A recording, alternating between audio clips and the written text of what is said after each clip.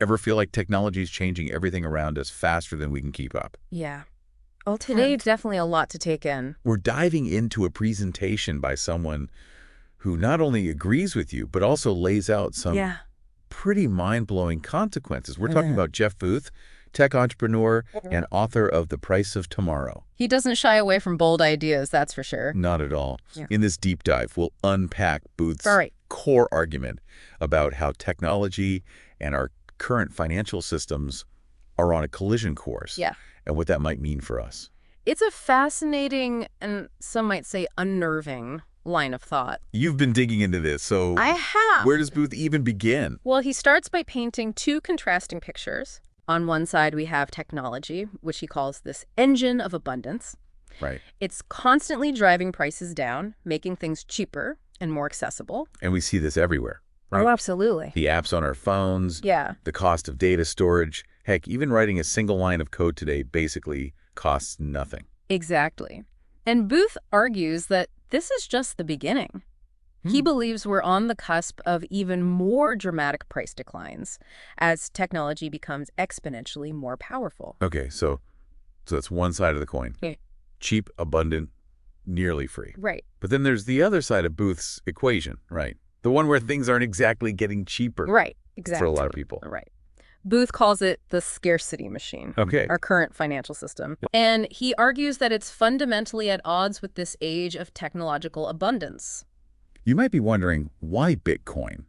What makes it so special? Yeah, it's a big question. Well, Booth argues that it boils down to three key features. Okay. First, it's decentralized, meaning no single entity controls it. This is a radical departure from our current system, where we rely heavily on central banks and governments to manage our money. And second, Bitcoin has a fixed supply. There will only ever be 21 million Bitcoins.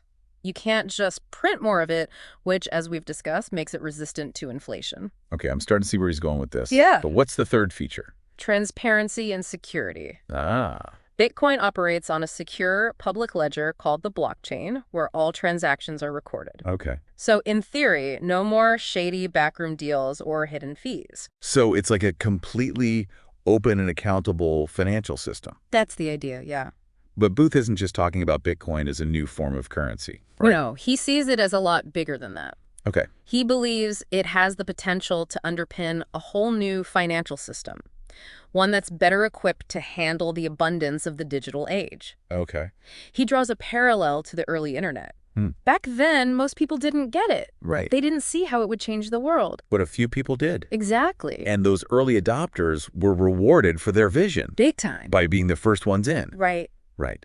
Booth argues that owning Bitcoin is like owning a piece of this new internet of value, It's an interesting analogy. a stake in a future where technology empowers individuals rather than centralized institutions. I can see how that comparison would be appealing to a lot of people, especially with all the talk about tech giants and data privacy these days. Exactly. It's about taking back some of that power and putting it back in the hands of individuals. But Booth doesn't stop there. He dives into how this new system could actually work in practice. And that's where things get really interesting. Okay, so walk us through it. What does a world running on Bitcoin actually look like, according to Booth? Well, he paints a picture of a world where we move away from this constant reliance on debt and inflation, where the value of our money isn't constantly being eroded by forces beyond our control. Because with Bitcoin, there's that fixed supply. No one can just decide to print more. Precisely.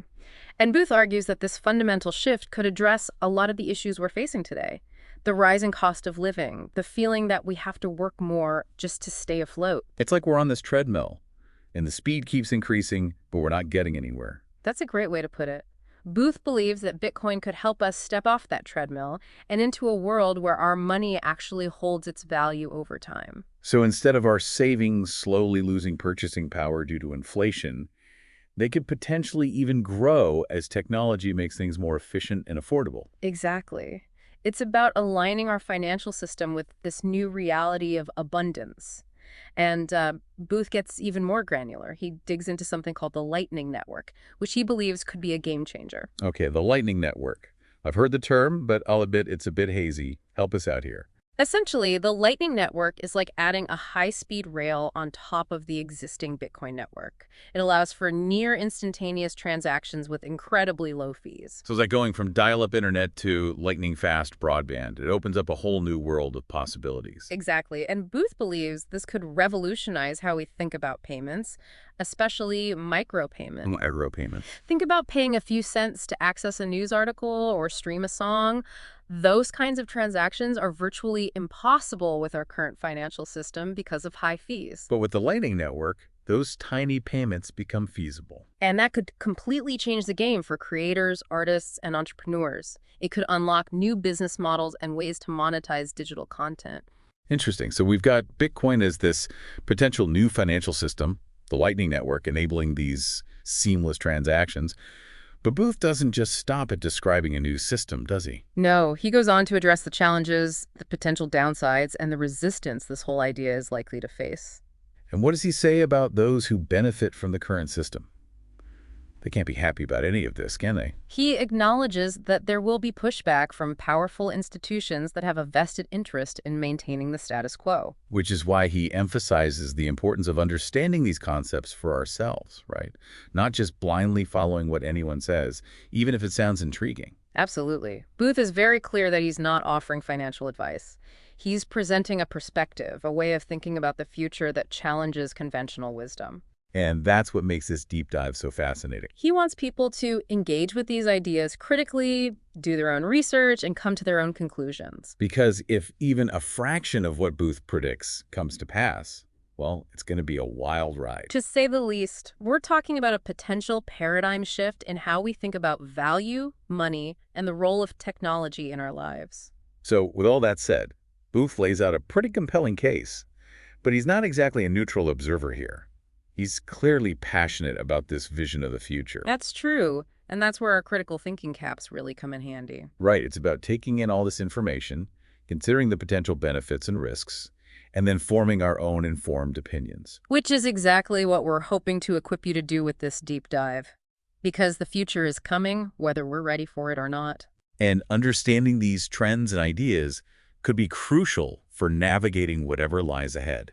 Speaking of navigating the future, Booth doesn't shy away from discussing some of the potential challenges and risks associated with this transition. And what are some of the things he highlights? Well, he acknowledges that widespread adoption of Bitcoin won't happen overnight.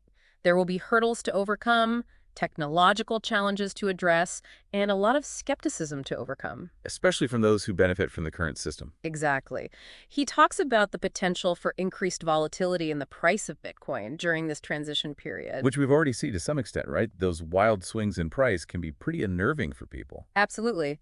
And he emphasizes the importance of education and understanding the risks before making any decisions. Because as with any new technology, there's always the potential for scams, hacks, and unforeseen consequences. Precisely. Booth stresses that knowledge is power in this new landscape. The more informed we are, the better equipped we'll be to make sound decisions. Which is why we're taking this deep dive in the first place, right? Yeah. To unpack these complex ideas and provide our listeners with the tools they need to navigate this evolving terrain. Exactly. It's about empowering ourselves with knowledge and understanding so we can make informed choices about our financial futures. So with all these potential challenges and risks in mind, Booth still remains optimistic about the future. He does. He believes that the potential benefits of this new paradigm, the increased individual sovereignty, the potential for greater financial inclusion, and the alignment with a technology-driven world outweigh the risks. It's a bold vision, for sure.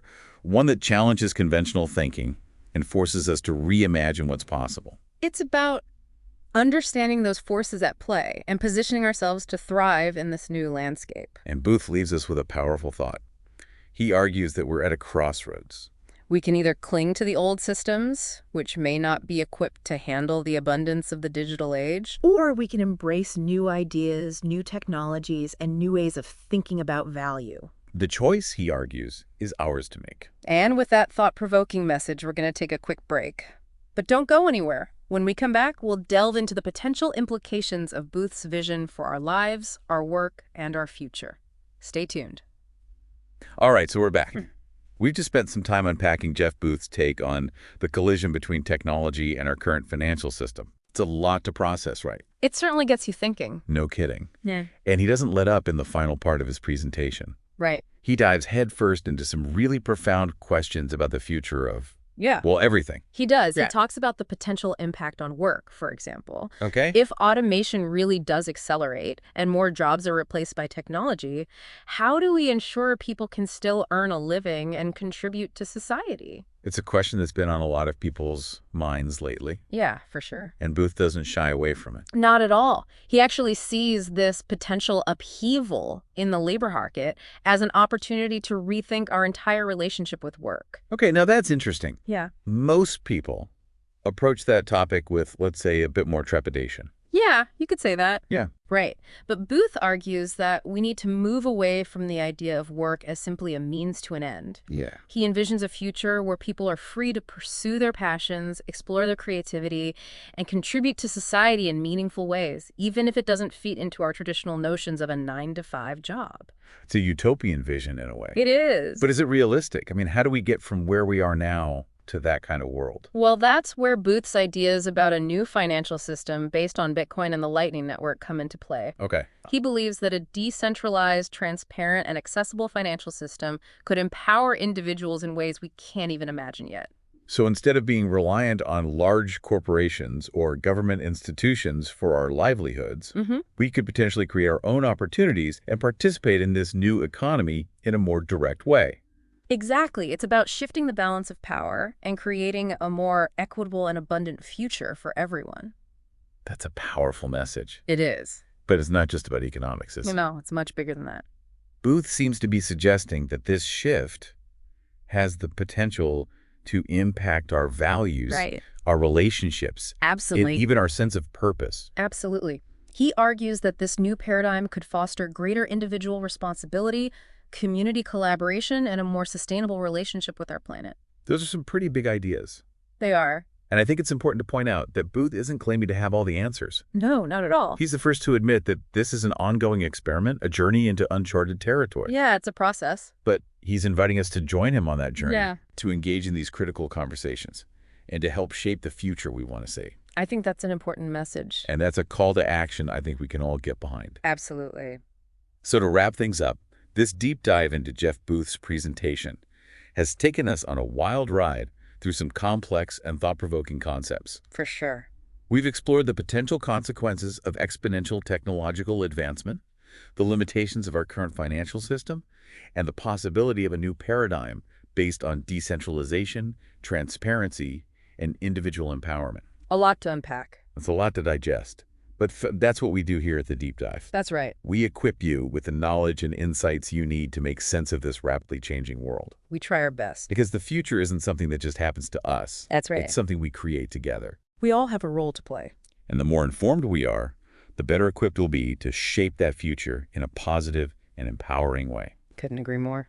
Thanks for joining us for another Deep Dive. Always a pleasure. We hope this episode has left you feeling inspired, challenged, and ready to embrace the possibilities that lie ahead. Absolutely. And if you're eager to continue this conversation, we encourage you to visit our website or social media channels to share your thoughts and connect with other listeners. Yeah, come join the conversation. Until next time, keep exploring, keep questioning, and keep diving deep.